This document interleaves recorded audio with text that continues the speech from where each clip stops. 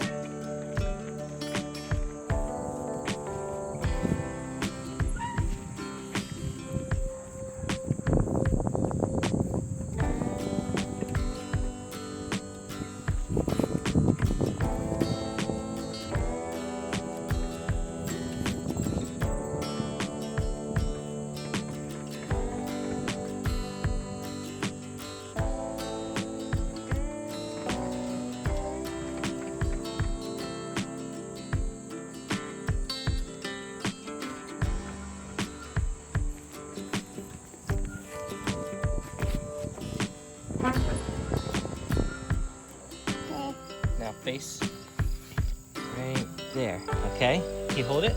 Yeah. All right, here we go.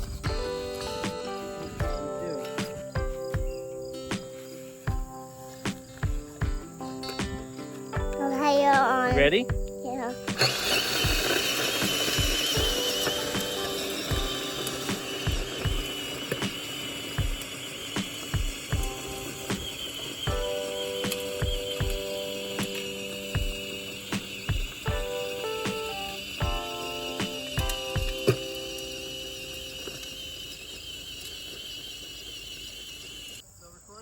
Yeah. It's recording.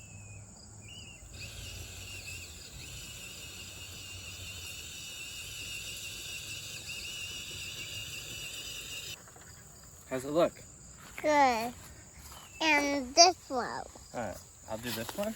Mm-hmm. Here we go.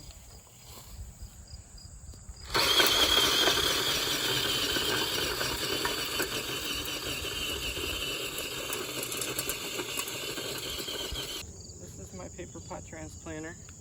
I've struggled with this the first few times I've used it. I've learned a few things. The first thing, big lesson I learned, is that you really need to soak these trays really good before you plant them. And something I learned that I like to do is put the first one, stake it down, and that's what I'm about to do. If I can get the end. Oh, this one's the end, okay. I've also learned that you really need to put more soil in these pots. I'm gonna have to come back to make sure that these first ones get buried a bit better. But that's gonna start the chain, and these should come apart as I pull it. So here we go.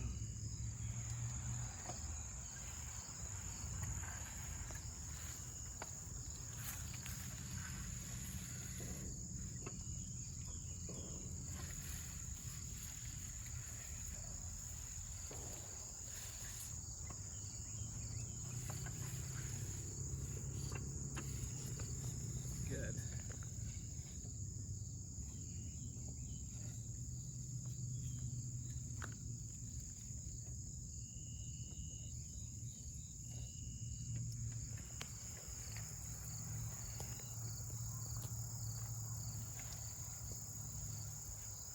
So I just took off all the row cover on these beds, and you can see how nice the lettuce has been growing under the frost blanket. One thing that I've noticed that I need to do is find a way to irrigate under these frost blankets, because I can't do it when they're covered with the greenhouse plastic that's going to go on top of this stuff. The overhead irrigation isn't going to work. So I just bought a whole bunch of irrigation supplies for drip irrigation. All right, see, I got them all spread out the length of the row along the crops where I want them.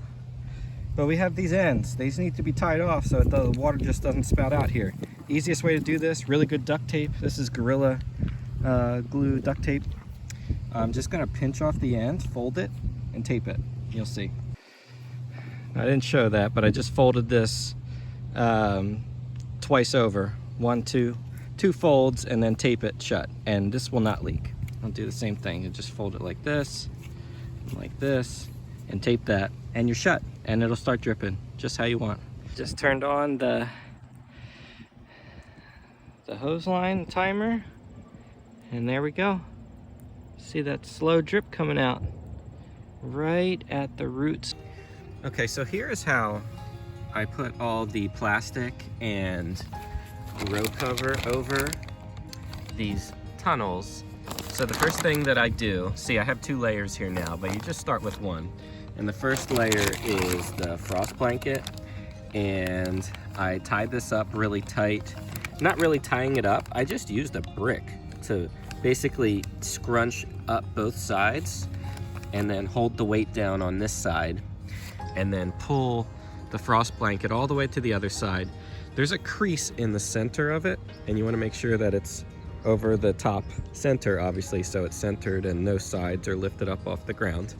And then pull it tight on the other side, do the same thing, put a weight down.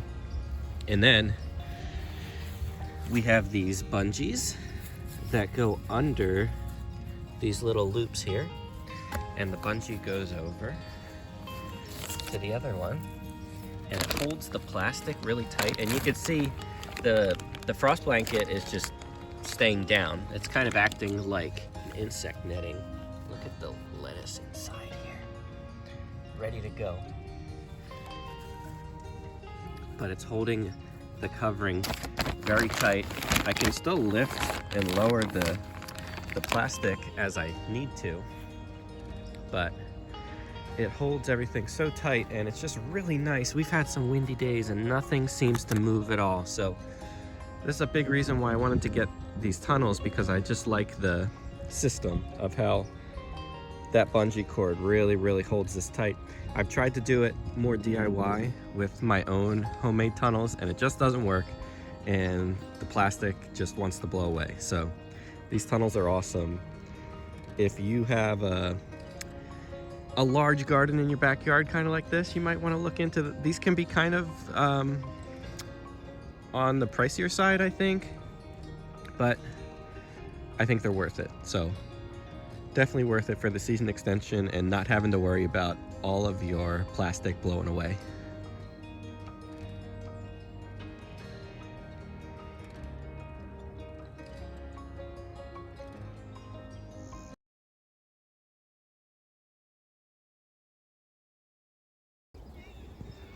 We got our first snowstorm, and I'm just out here checking on all our low tunnels, seeing how they're doing.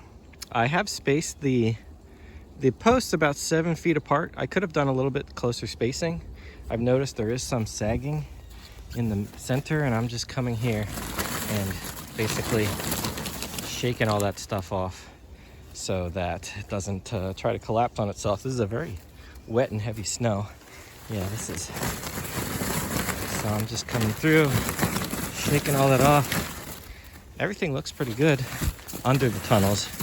Took some pictures yesterday because I just got, there were a couple rows that just had the Agrabah on it, but I put the plastic on top of it. So there's 2 layers there, and that makes a big difference. And that plastic, the heaviness of the plastic really helps to hold down the frost blanket beneath it. So really neat to see.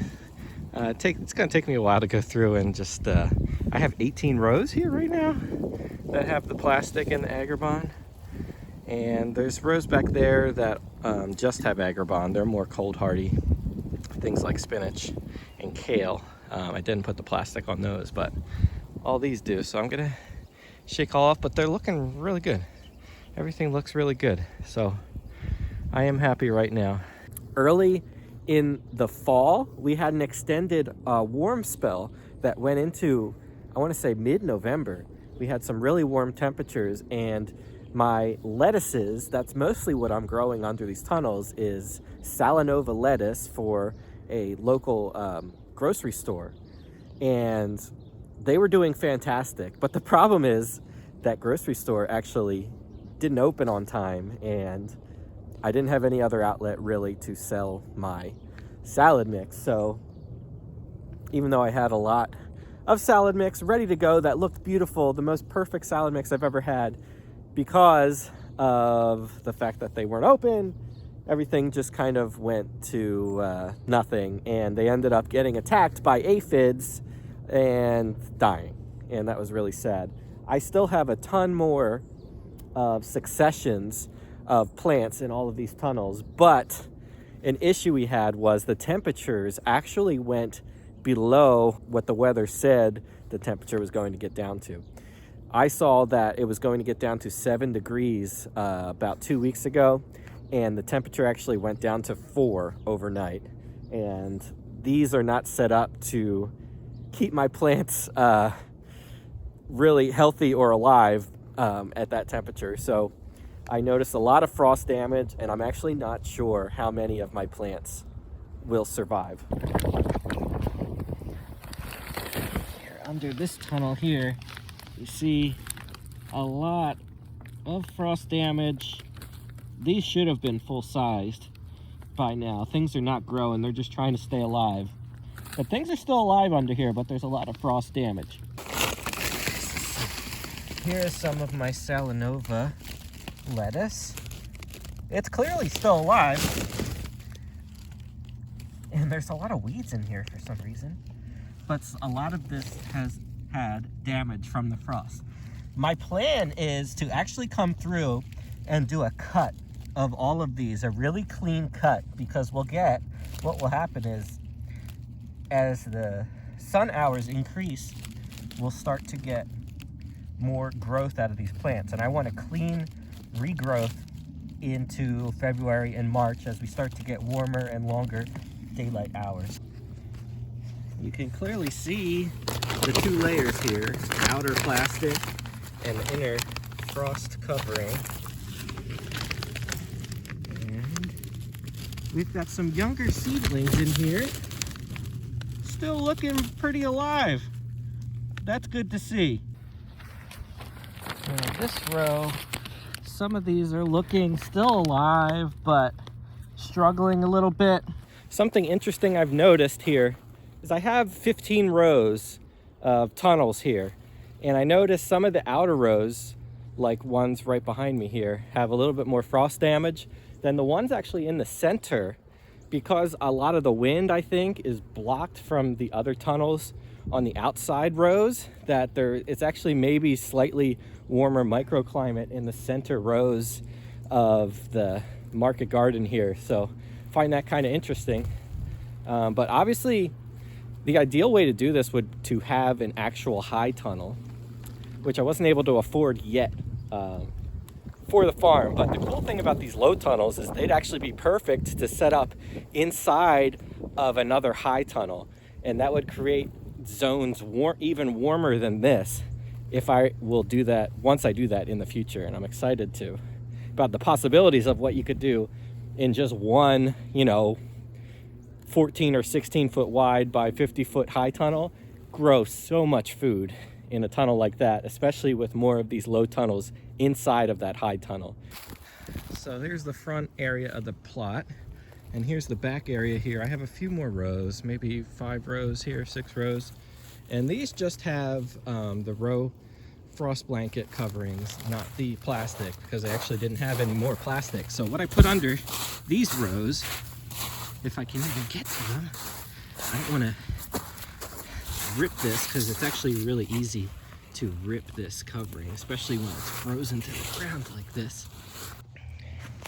This row cover is actually like frozen, and I'm afraid that I'm gonna rip it if I pull this up, but maybe I could sneak this under here. You can see lots of spinach under here.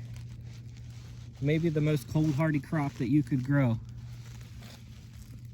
I've got a 50-foot row of spinach under here, and it's doing really good under just the row covering, which keeps the temperature about 2 to 3 degrees warmer than it is outside. Of course, I got my chickens here and tractors. They've been fertilizing this other half of this back plot there. It's a new tractor I've been using. It was a lot of work to set all of this up in September and October into November. But now I have all this infrastructure here. It is a bit of work to open and close all of these coverings. Something I don't like about that is when I have to vent them when it's a little bit warm. It takes quite a bit of time to lift up each side one at a time. It's very time consuming. You have to bend over a lot. It's a lot of work, but this is a more cost-effective way to have a tunnel in your backyard. And this could easily be very useful if you just have a small backyard garden. Just a couple of these. It wouldn't be too bad to just have a couple of these rather than 15 to 20 tunnels. That's a lot of work to maintain. But I'll add more updates as we go into February and March and update how these crops are recovering after I give them a good cut. The temperature is going to get really cold this coming week. It's going to get down to 4-5 degrees, I saw. Kind of scary temperatures. Not really good for the lettuce. I believe lettuce can survive down to 7 degrees, and that's just survive. That doesn't mean it's not going to have damage to it. So we're not going to have really nice looking plants that I'm going to want to sell right now. But if I could get a good cut off of my larger sized lettuces, I think we'll get a good regrowth going into the spring. And that's what my goal is. And I'll give an update in the coming weeks and months to show you how everything is recovering. That's going to wrap up this video on how I've been trying to grow food throughout this entire winter. And this is what's happened so far. I hope you found this video informative, helpful. If you did find it helpful in any way, give this video a thumbs up. And if you're new here, please subscribe to our channel. I'd really appreciate that as well. All right, thanks for watching. We'll see you next time.